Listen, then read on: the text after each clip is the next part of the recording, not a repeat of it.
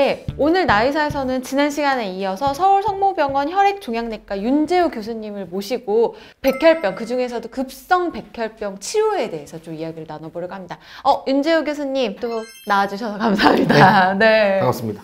자, 치료는 뭐 제가 잘 모르지만 크게 보면 4가지지만 잘라보면 그 안에 수십 보면 가지 막, 있다고 했잖아요. 그럼 이제 대충 그래도 우리가 아는 게 급성, 만성 나누는 거 맞아. 들어봤고요. 그 다음에 골수성하고 림프구성. 네. 말씀대로 크게 그렇게 두 가지다 보니까 이렇게 4분면으로 나눌 수가 있어요. 급성 골수, 급성 림프, 만성 골수, 만성 림프 이런 식으로 사실 크게 나눌 수가 있는 개념입니다. 골수로부터 세포가 발달을 해서 백혈구가 되는데 발달 단계에서 문제가 생긴 세포가 암세포로 과다 증식하는, 그래서 미성숙 세포의 개념이 도입되는 게 급성 백혈병입니다. 그 중에 무엇이냐를 결정한 다음에 치료를 시작하겠죠? 예, 맞습니다. 급성 백혈병의 진단은 골수 검사를 통해서 하고 있고요. 네. 그 골수 검사를 일단 시행을 하면 바로 그 당일에 세포 표지자 검사라는 거를 합니다. 어떤 백혈구에서 기원한 암세포인 것 같아 정도는 이제는 바로 확인이 가능해요. 그게 이제 거의 한 이틀 안에 무조건 나오게 돼 있습니다. 네. 그래서 최소한 이제 이게 급성 골수 백혈병, 급성 림프 백혈병이냐 또는 뭐 만성이냐 등등이 크게 일단 나뉘면 네. 저희 병원 같으면 이제 그게 다 팀이 달라요. AML 보는 팀은 정말 AML 보는 팀이 완전 분리돼 있고요. 네. 저희 팀은 완전 ALL만 보는 팀으로 분리가 돼 있고 그쪽 팀에서 필요한 정밀 검사가 쫙 진행이 됩니다.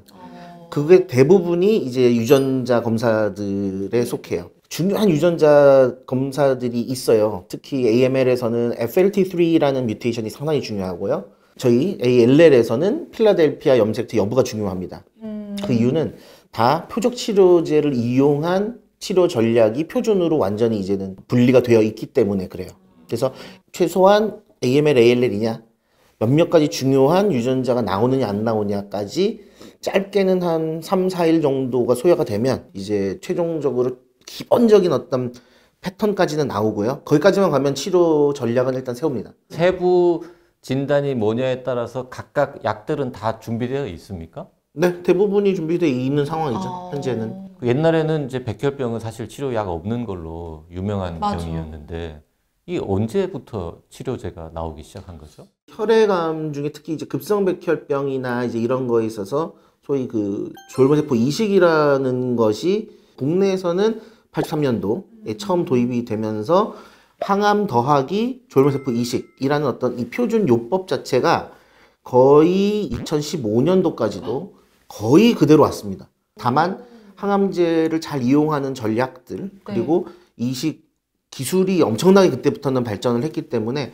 항암으로 적절히 암세포를 잘 제어하고 이식이라는 면역 치료 효과를 얹음으로써 완치를 이제 기대할 수 있게는 되었던 것이죠. 근데 이제 오늘 얘기하고자 하는 이 필라델피아 양성 백혈병의 경우가 정확하게 2000년도, 딱 2000년도에 이제 글리백이라는 약이 도입이 되면서 그 유명한 글리백. 그 유명한, 예. 사실 2000년 딱 기 전까지 필라델피아 양성 백혈병은 완치율 10%가 안 됐었습니다.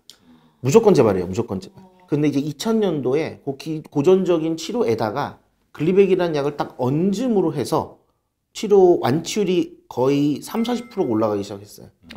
그래서 거의 한 40-50%의 완치율을 획득하게 된 게 2000년 이후인데 네. 너무 안타깝게도 그때부터 어느 정도 완성된 치료 성적이 지금 2023년이잖아요. 네. 23년이 지났죠. 실제 2020년도 때까지도 그 처음 글리백을 사용한 치료 성적을 벗어나지 못한 겁니다. 20년간. 그래요. 오, 안타깝다. 네. 1세대 글리백 이후에 이제 2세대 뭐 스프라이셀이나 뭐 닐로티닙 같은 약들이 개발은 됐지만 안타깝게도 그 약들을 써도 글리백이랑 비교해서 그렇게 크게 성적 개선이 이상이 안 일어났어요. 그래서 이제 3세대의 이제 아이클로시그라는 약이 실제 미국에서는 네. 한 2010년도 정도부터 이제 임상시험을 열심히 했고요. 한 10년 정도 임상시험을 반복해서 결과를 보았더니 거의 글리백 때 이뤄냈던 한 50%가 안 되는 치료 성적을 거의 한 20-30%를 더 끌어올렸어요. 7-80. 거의 70-80%가 지금 획득이 된 겁니다. 네. 최근에는 또 4세대 에스미님이라는 약도 개발은 됐는데 아직 이제 그거는 본격적으로 급성 림프모그 백혈병에 아직 도입되고는 있지는 않고는 있고요. 이쪽도 어쨌든 치료제가 꾸준히 개발은 되고 있고. 근데 글리백이 그때 이제 2000년에 놀래켰던 게 먹는 약이었잖아요. 네, 맞습니다. 그럼 2세대, 3세대 다 먹는 약입니다. 네, 다 먹는 약입니다. 그러면은 머리 빠지고 이런 것도 별로 없는. 물론 머리 빠지는 그런 거는 없지만 표적 이탈 효과라는 얘기가 많이 있어요. 딱 그 필라델피아만 정말 표적하는 약이면 좋겠는데 사실 이제 물론 필라델피아를 표적하지만 생각보다 조금 다른 주변도 표적도 자꾸 건드리는 건드리는 게 분명히 조금 있기는 해요. 그럼 가장 좀 다빈도로 나타나는 부작용은 어떤 게 있나요? 일단은 뭐 글리백의 경우는 위장 불편감을 정말 많이 호소하고요. 잘 붓습니다. 얼굴도 붓고 손발도 많이 붓는 부분을 호소하고 늑막 흉수가 좀 차기도 하고 이런 게 1세대 글리백의 부작용이라면 이제 2세대 스프라이셀 같은 경우는 설사나 뭐 혈변 이런 걸 일으키는 경우가 조금 있고요. 폐동맥 쪽의 문제나 흉수가 차는 거는 또 글리백이랑 좀 유사한 부작용이라고 할 수 있겠고요. 3세대 이제 포나티닙이라는 약이 도입돼서 굉장히 치료 성적이 높였다는 게 외국에서는 이제 지난 10년간 증명이 어느 정도 돼서 이제 우리도 이제 도입은 시작해서 이제 경험을 쌓고는 있는데 실제 포나티닙이라는 약의 경우는 정말 대표적인 부작용이 혈관 합병증입니다. 소위 말하는 심혈관 질환이나 뇌혈관 질환, 뇌졸중이나 협심증 이런 부분들이 좀 큰 문제 이슈였다라는 게 일단 외국 임상시험에서는 많이 제시가 돼서 사실은 이제 투여하는 용량 자체가 이제 45mg으로 임상시험이 많이 시작됐었던 약인데 지금은 45mg은 굉장히 짧은 시간만 사용하도록 되어 있고 거의 표준 용량을 30mg까지 지금 낮추어서 부작용 이슈 때문에 임상시험 때보다 용량을 약간 낮게 쓰는군요. 근데 낮게 써도 어쨌든 70-80%까지 끌어올렸으니까 이것도 대단한 약인 건데 우리나라에 들어온 거죠? 오긴 했나? 저희가 실제 들어오기는 2016년도에 들어왔는데 글리백의 치료가 안 되면 2차로 무조건 스프라이셀. 스프라이셀의 부작용이 있거나 안 들으면 이제 포나티닙으로 아이클루식으로 3세대로는 뭐 딱 그렇게만 돼 있었던 것이죠. 딴 암도 흔히 그렇게 하잖아요. 요거 되면 써보고 안 되면 이거, 안 되면 이거 이렇게. 그래서 2016년부터 당장 지난달까지 한 7년간 이 약제를 투여해본 경험에는 결국 재발을 거친 암은 내성도 훨씬 세지고 굉장히 공격도가 높은 암으로 변신을 한단 말이에요. 그 상황에서 아무리 3세대 약을 써도 장기적인 어떤 효과를 보지를 못한 걸 이미 저희가 다 알았어요. 미국의 상황을 보니까 이미 이 약들을 1차로 씀으로써 재발률을 훨씬 낮추고 생존율을 굉장히 높였다라는 거를 알게 된 거죠. 그래서 이제 저희도 우리도 따라가야죠. 그렇죠. 그래서 이제 수년간 이제 식약처나 심평원을 통해서 이제 의견 제시는 했고 이제 예전에는 고전적 항암 더하기 글리백 거의 20몇 년간 우리가 썼다면 글리백 위치를 3세대 아이클루시그라는 약으로만 이제 치환을 함으로써 저희도 치료를 할 수는 있게 됐어요. 다만 이제 보험은 안 돼요. 보험은 안 돼요, 또?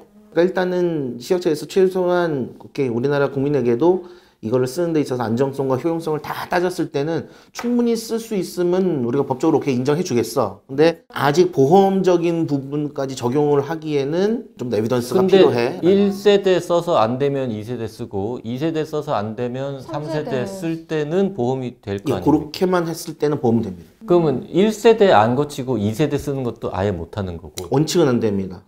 비보험으로 경제적 여력이 안 돼서 1, 2차를 하면은 기간이 얼마나 걸려요? 사실은 1차 글리백만으로도 잘 듣는 환자들이 그래도 반 이상은 되기 때문에 뭐 절대적으로 글리백이 뭐 문제 있는 약이다라고 얘기할 수는 없어요. 그거에 안 듣는 환자분들이 그래도 한 15% 20% 나오면 그 환자들이 이제 스프라이셀로 넘어갈 거고 결국은 한 30% 가까이는 결국 또 재발을 하거든요. 그렇게 해서 이제 3세대까지 넘어가는 환자 비율이 거의 3분의 1 이상이 될 텐데 이미 어느 정도 내성을 상당히 획득한 암세포에다가 이 좋은 약을 써도 뭔가 효과가 좀 떨어지는 거예요, 분명히.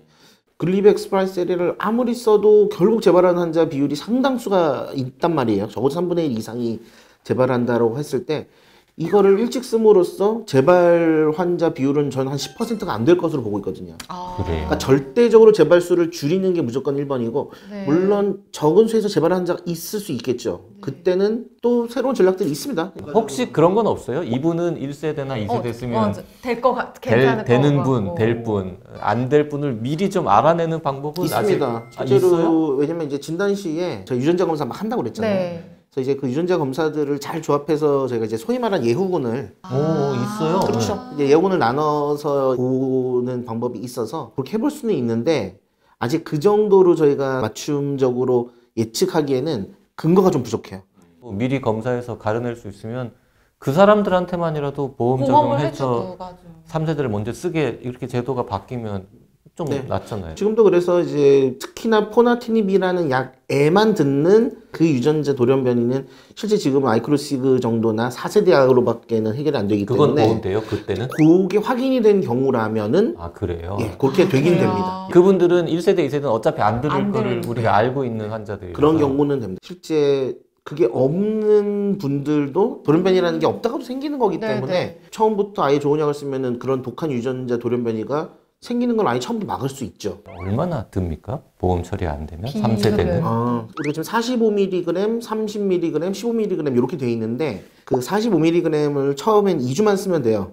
우리가 이제 그 부작용이 좀 있다고 그랬기 때문에 그 2주만 쓰면 한 200만 원 정도가 약값으로 드는 것 같습니다. 그 이후에 이제 30mg로 줄이거나 15mg로 줄여서 거의 5년 가까이 써야 되거든요. 30mg이 되면은 한 알에 한 15만 원, 15mg까지 떨어지면 한 6만 원 정도까지 떨어지기는 합니다. 매일 5년간 먹어야 된다고요? 비싸긴 하네요. 3,650만 원에 5년이 1억 5천. 그 약만으로 5년을 치료하는 거는 정말 이식 없이 치료하는 전략으로 가려고 할 경우.